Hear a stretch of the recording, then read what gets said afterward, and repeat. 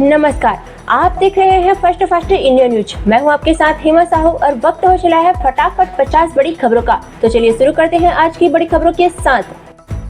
PM Modi की सोना कम खरीदने की अपील के बाद सरकार ने बड़ा फैसला लिया है। सोने और चांदी पर इम्पोर्टेड टैरिफ 6% से बढ़ाकर 15% कर दिया गया है। सरकार का मानना है कि इससे विदेशी मुद्रा भंडार पर दबाव कम होगा और व्यापार घाटा नियंत्रित करने में मदद मिलेगी।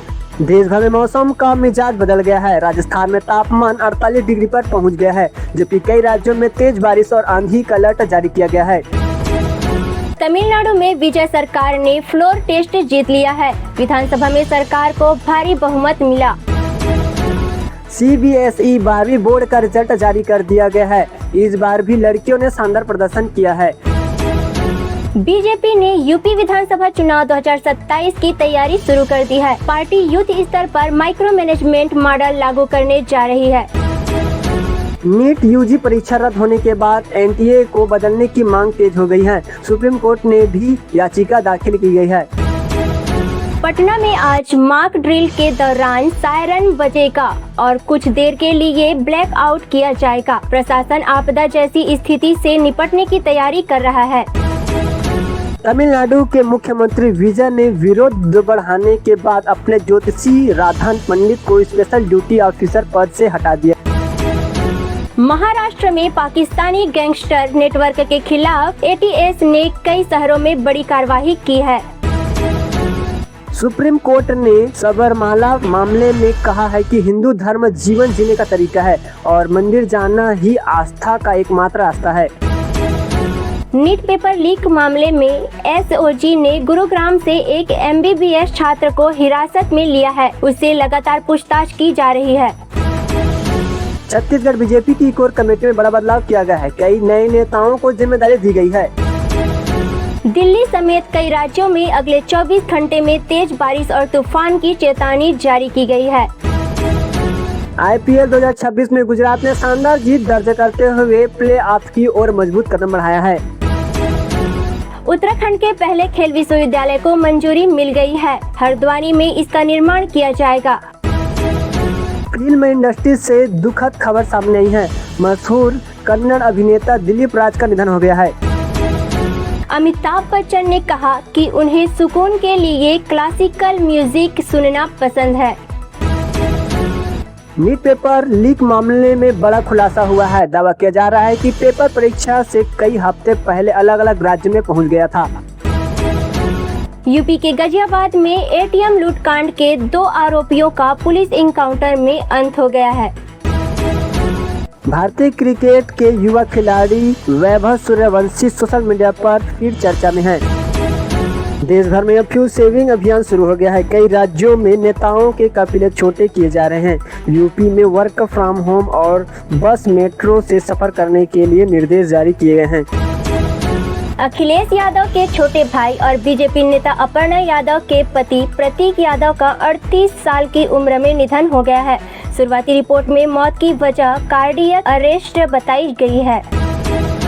नीति आयोग की रिपोर्ट में शिक्षा व्यवस्था को लेकर बड़ा खुलासा हुआ है। देश के हजारों स्कूलों में बिजली, पानी और लड़कियों के लिए शौचालय तक नहीं है। सरकार ने ऊर्जा संकट को देखते हुए कई बड़े फैसले लिए हैं। मंत्रियों और अधिकारियों के काफिले कम होंगे और सरकारी बैठकों को वर्चुअल करने पर जोर दिया गया है। पीएम मोदी ने खुद अपने काफिलों का आकार छोटा कर उदाहरण पेश किया है। कई राज्यों के मुख्यमंत्री भी अब ईंधन बचत अभियान में शामिल हो गए हैं। नीट 2026 परीक्षा रद्द होने के पीछे की बड़ी साजिश सामने आई है। सूत्रों के मुताबिक पेपर लीक का मास्टरमाइंड नासिक की एक प्रिंटिंग प्रेस से जुड़ा बताया जा रहा है। सोना और चांदी की कीमतों में भारी उछाल देखने को मिला है। इंपोर्ट ड्यूटी बढ़ाने के बाद गोल्ड करीब 10,000 और सिल्वर 18,000 रुपए तक महंगा हो गया है। बिहार सरकार ने कर्मचारियों के महंगाई भत्ते में 2% बढ़ोतरी को मंजूरी दी है। साथ ही EV नीति और AI सेक्टर को लेकर भी बड़े फैसले लिए गए हैं। योगी सरकार ने श्रमिकों के लिए नई गाइडलाइंस जारी की है। पेंशन, बच्चों की पढ़ाई और अन्य सुविधाओं का लाभ देने की तैयारी की गई है। मध्य प्रदेश में VIP काफिलों पर ब्रेक लगाने की तैयारी है। CM मोहन यादव समेत कई मंत्री अब सीमित वाहनों के साथ सफर करेंगे। गूगल अगले हफ्ते अपने बड़े डेवलपर इवेंट में एंड्रॉइड 17 समेत कई नए टूल्स लॉन्च कर सकता है। करोड़ों यूजर्स को नए फीचर मिलने की उम्मीद है। सोनिया गांधी की तबीयत बिगड़ने के बाद उन्हें गुरुग्राम के मेदांता अस्पताल में भर्ती कराया गया। इलाज के बाद उन्हें छुट्टी दे दी गई है। झारखंड में पेट्रोल और डीजल की किल्लतों की खबरें सामने आने लगी हैं। कई पेट्रोल पंपों पर सप्लाई प्रभावित हुई है। बिहार में जल्द ही 400 इलेक्ट्रिक बसें सड़कों पर दौड़ती नजर आएगी। केंद्र सरकार की योजना के तहत अगले महीने से संचालन शुरू होगा।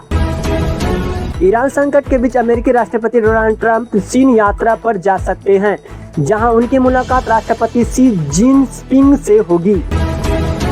देश में महंगाई ने आम आदमी की चिंता बढ़ा दी है। खाने पीने की चीजों और ज्वेलरी के दाम लगातार बढ़ाए जा रहे हैं। राहुल गांधी ने सीबीआई डायरेक्टर चयन प्रक्रिया पर सवाल उठाते हुए सरकार पर विपक्ष को नजरअंदाज करने का आरोप लगाया है। केंद्रीय मंत्री हरदीप सिंह पुरी ने कहा कि भारत के पास पर्याप्त मात्रा में कच्चा तेल और एलपीजी का स्टॉक मौजूद है। घबराने की कोई जरूरत नहीं है। और अब मौसम की बड़ी खबर। यूपी, बिहार, मध्य प्रदेश, राजस्थान और छत्तीसगढ़ समेत कई राज्यों में तेज आंधी, बारिश और बिजली गिरने का अलर्ट जारी किया गया है। दोस्तों, फिलहाल इतना ही। देश दुनिया की हर बड़ी और जरूरी खबर के लिए देखते रहिए फर्स्ट इंडिया न्यूज। वीडियो पसंद आया हो तो लाइक करें, शेयर करें और चैनल को सब्सक्राइब करना बिल्कुल न भूलें। धन्यवाद।